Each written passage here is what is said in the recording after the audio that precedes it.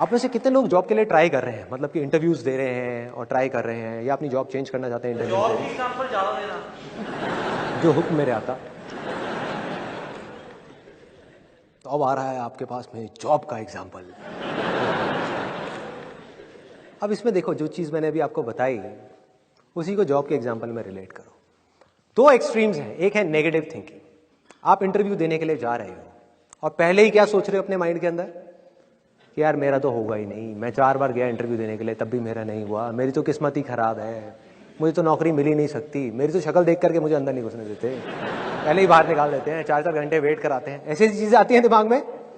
ये हो गया एक एक्सट्रीम, मतलब कि नेगेटिव थिंकिंग। ये तो भाई आपको खत्म करेगी ही करेगी, इसमें कोई डाउट ही नहीं है, ये आपको अंदर से खोखला कर देगी।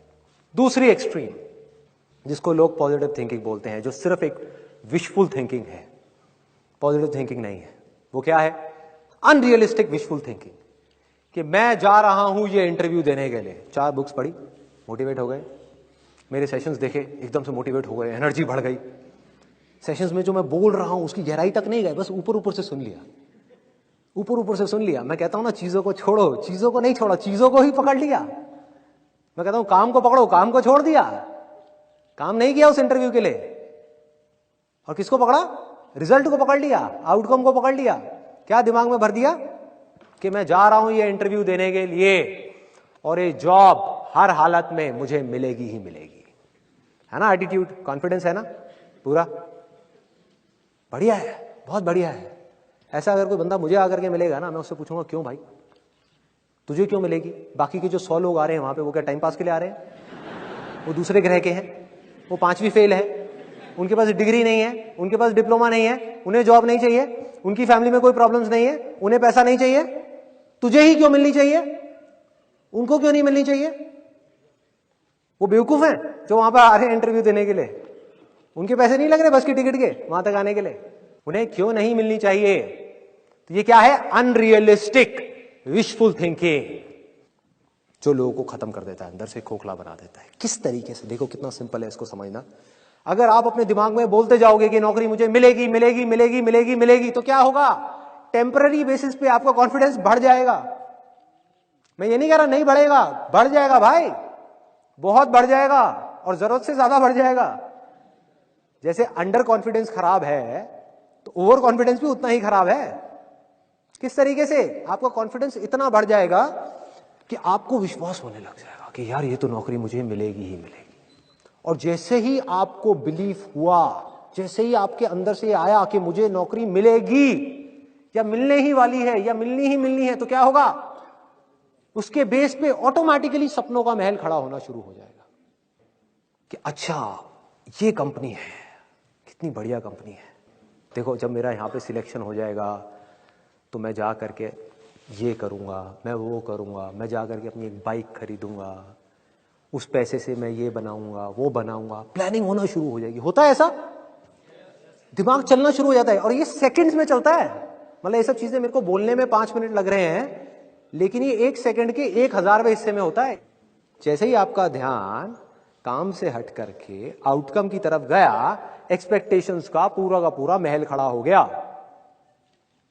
वो होना ही होना है। और उस महल के साथ में क्या खड़ा होएगा? उसके साथ साथ ही ये दोनों चीजें साथ साथ होती हैं। डर कि अगर ये महल टूट गया तो क्या होगा। आना ही आना है कि अगर नहीं मिली तो क्या होगा, कहाँ जाऊंगा, क्या करूंगा, मेरी फैमिली का क्या होगा, मम्मी का ऑपरेशन भी कराना है, हाँ? फैमिली में प्रॉब्लम चल रही है, पापा का बिजनेस भी फेल हो गया है। ऐसी चीज जिसका जॉब से कोई कनेक्शन नहीं है। सोचो, समझने की कोशिश करना जो चीज मैं बोलने वाला हूं। ये क्या है? ये सब ये आपकी प्रॉब्लम्स हैं कि मुझे पैसा चाहिए, मेरे पास सर्वाइवल के लिए भी पैसा नहीं है, घर खर्च के लिए भी पैसा नहीं है, मुझे नौकरी चाहिए भाई, बिना नौकरी के शादी भी नहीं होगी। सब मेरा मजाक उड़ा रहे हैं दुनिया में, सबकी जॉब लग गई, मेरी नहीं लगी, मेरी अकेले की किस्मत खराब है, मुझे चाहिए। अब देखो रियलिटी में और इमेजिनेशन में कितना फर्क है। रियलिटी क्या है कि वो बंदा जो आपका इंटरव्यू ले रहा है, जिसकी वजह से आपको जॉब मिलने वाली है, उसको रत्ती भर भी फर्क नहीं पड़ता कि आपकी प्रॉब्लम्स क्या है। कि आप जियो या मरो, आपके पास में खाने के लिए पैसे है या नहीं है, उसको इससे बिल्कुल ही फर्क नहीं पड़ता और पढ़ना भी नहीं चाहिए, क्योंकि वो भीख थोड़ी दे रहा है, नौकरी दे रहा है भाई। तो उसको किस चीज से फर्क पड़ता है? उसको सिर्फ एक चीज से फर्क पड़ता है कि मेरा फायदा किस चीज में है, मेरी कंपनी का फायदा किस चीज में है, कि आपको रिक्रूट करके आपका कॉन्फिडेंस कैसा है कैसा नहीं है, कोई फर्क नहीं पड़ता भाई। क्यों? क्योंकि अगर 100 चीजें देखी जाती हैं किसी को रिक्रूट करने से पहले, किसी भी ऐसे इंसान से पूछना जो एचआर डिपार्टमेंट में हो या किसी सीनियर पोजीशन पे हो, जिसने कभी किसी के इंटरव्यूज लिए हो, तो आप समझ जाओगे जो चीज मैं बोल रहा हूं। Confidence is just one of them. कि अगर किसी इंसान के अंदर 20 क्वालिटीज देखी जाती हैं तो कॉन्फिडेंस सिर्फ एक है, सब कुछ नहीं है। किसी के अंदर कॉन्फिडेंस तो बहुत है, स्किल्स ही नहीं है। स्किल्स हैं, एक्सपीरियंस नहीं है। एक्सपीरियंस है, एटीट्यूड नहीं है। कुछ भी हो सकता है जिसकी वजह से आपको नौकरी ना मिले।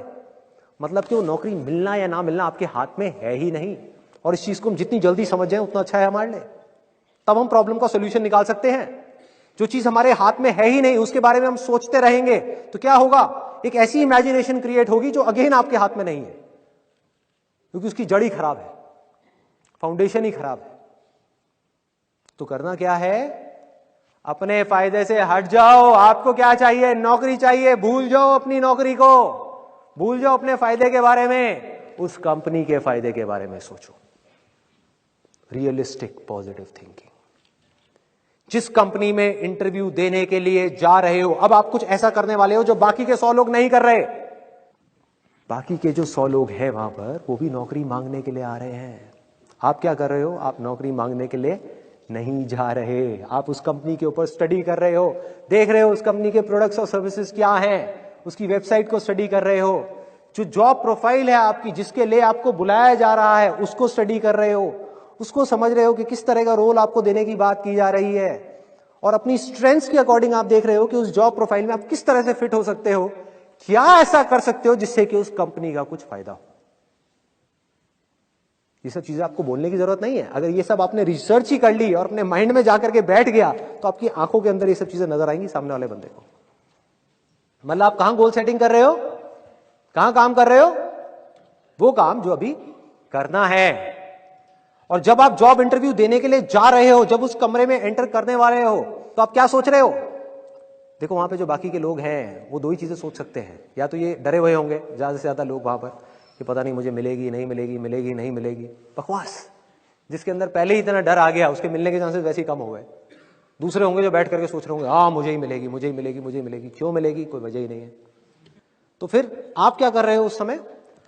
आप वहां पर बैठ करके बड़े ठंडे दिमाग से ना ये सोच रहे हो कि नहीं मिली तो क्या होगा, ना ये सोच रहे हो कि मिल गई तो क्या होगा। बड़े आराम से अपने अंदर ही अंदर बोल रहे हो कि भाई मैं जितना रिसर्च कर सकता था इस कंपनी के बारे में वो मैंने करी, जितना रिसर्च कर सकता था इस जॉब प्रोफाइल के बारे में वो मैंने करी, जितना मैं एफर्ट डाल सकता था उतना मैंने डाला इस जॉब इंटरव्यू के लिए, अपना 100% लगाया, पूरी तैयारी के साथ आया और अंदर जाकर के भी अपनी पूरी तैयारी के साथ बोलने वाला हूं। जो भी वो पूछने वाले हैं उसके बाद में अगर मुझे नौकरी मिली तो अच्छा है मेरे लिए भी और उस कंपनी के लिए भी,